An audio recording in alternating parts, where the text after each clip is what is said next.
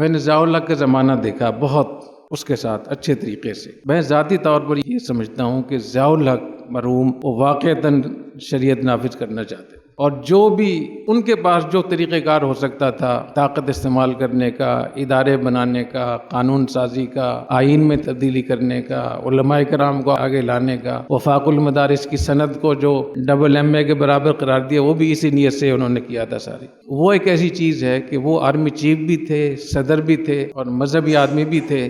وہ موقع ہمارے ہاتھ سے میرے خیال میں نکلا ہے تو ان پر کسی کو یقین نہیں، اعتماد نہیں آیا کہ صحیح کہہ رہے ہیں. تو اس کی ضرورت ہے کہ ہم تھوڑی مثبت سوچ بھی رکھیں. تو جب آپ اس کو انصاف کی بنیاد پہ میز پہ رکھیں گے نا، اسٹیک ہولڈر کتنے ہیں پاکستان میں اسلام نافذ کرنے کے حوالے سے، کس پہ کیا ذمہ داری عائد ہوتی ہے، اس میں حکومت ہے، فوج ہے، اپوزیشن ہے، بیوروکریسی ہے اور پھر علماء کرام ہیں، اور چیلنجز کیا ہیں، باہر سے کتنے پریشر آتے ہیں. ان سب چیزوں کو سامنے رکھ کر پھر اس پہ بات کرنی چاہیے. صرف ایک جلسہ سن کر یہ ایک کسی کی تقریر سن کے یہ فیصلہ کرنا میرے خیال میں بہت مشکل ہے. اور جیسے میں بتاتا رہتا ہوں کہ جہاں حکومتیں نہیں چاہتی تو وہاں ہماری بھی کمزوری ہے کہ ہم بھی اس کے لیے پوری کوشش نہیں کرتے. اگر کلی طور پر نہیں تو جزوی طور پر تو ہو سکتا ہے. جو ساتھی مالاکنڈ کے ہیں تو مالاکنڈ میں نظام عدل تو قانون پاس ہوا ہے، اس پہ کوئی آواز نہیں اٹھاتا ہے. ایسی بلوچستان میں 16 اضلاع میں سول جج اور ایک عالم دین دونوں برابر ہیں، اختیارات کے ساتھ بھی اور سہولتوں کے ساتھ بھی، گریڈ کے اعتبار سے تنخواہ ہر چیز پوری ہے. 16 اضلاع اس پہ کوئی کوشش نہیں کرتے. تو میرا تجربہ یہ ہے کہ ہم سب ذمہ دار ہیں اور کسی ایک کو ذمہ دار قرار دے کر اپنے آپ کو بری کرنے کی بجائے سب کو اپنی غلطی ماننی چاہیے کہ ہم سب اس کے ذمہ دار ہیں اور ہم سب کو کوشش کرنی چاہیے. ابھی جیسے یہ بھی اسلامی ذاتی کونسل کا ہوا ہے تو میں بھی جا رہا ہوں اسلام آباد، وہاں تو میں اپنے آپ کو وہاں پیش کروں گا، جو بھی متعلقہ ادارے ہیں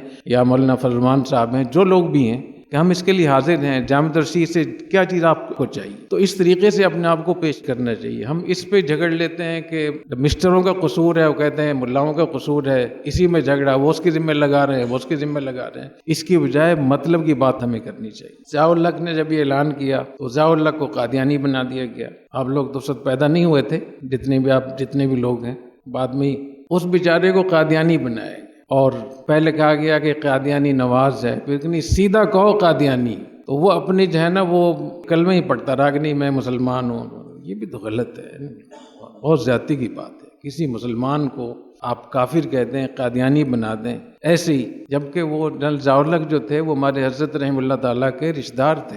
مفتی رشید احمد صاحب، حضرت مولانا صوفی سرور صاحب رحمۃ اللہ علیہ اور مولانا نذیر احمد صاحب، مولانا خیر محمد صاحب، یہ سب ایک خاندان ہے. سارا ضیاء الحق ایک خاندان ہے اور وہ بہت پکے ٹکے مسلمان تھے. اور ان کی ہمشیرہ جامع اشرفیہ میں رہتی تھی. جب ہم پڑھتے تھے جامع اشرفیہ میں تو ان کی ہمشیرہ وہیں آگے رہتی تھی، لیکن اس کو ایسا بنایا کہ اس کو قادیانی بنا دیا. کوئی کچھ بنا دیتا ہے. تو جب کسی سے اختلاف ہوتا ہے تو کوئی ایسا اس پہ الزام لگاتے ہیں کہ وہ ہمیشہ پھر مرتے دم تک یاد رکھتا ہے. سود کے خاتمے کے لیے بھی انہوں نے ساری چیزیں کوشش کی.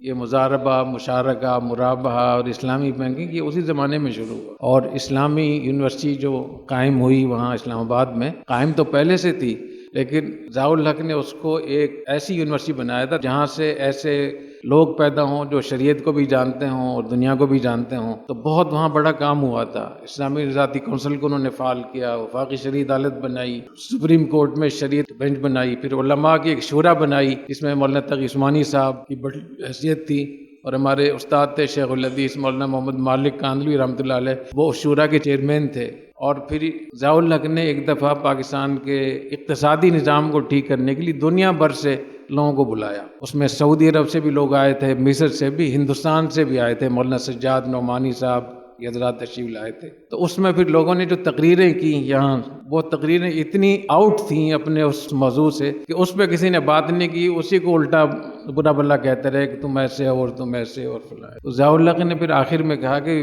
میں گاڑی پہ جا رہا ہوں، میری گاڑی پنکچر ہو گئی ہے، ٹائر میرا پنکچر ہو گیا ہے، اگر آپ کی دکان پہ پنکچر لگانے کا انتظام ہے تو مجھے بتا دیں، نہیں ہے تو پھر میں کسی اور سے لگوا لیتا ہوں. یہ تو سارا موضوع ہی صبح سے لے کر جتنی گفتگو ہوئی ہے اس پر تو کسی نے بات ہی نہیں کی کہ اقتصادی نظام کیسے ہوگا. یہ مولانا سجاد نعمانی صاحب نے مجھے خود بتایا. تو دیکھیں ہمیں اس کی ضرورت ہے کہ بجائے کسی کے پیچھے پڑنے کے ہم اپنے گریبان میں جا کے ہماری ذمہ داری کیا ہے.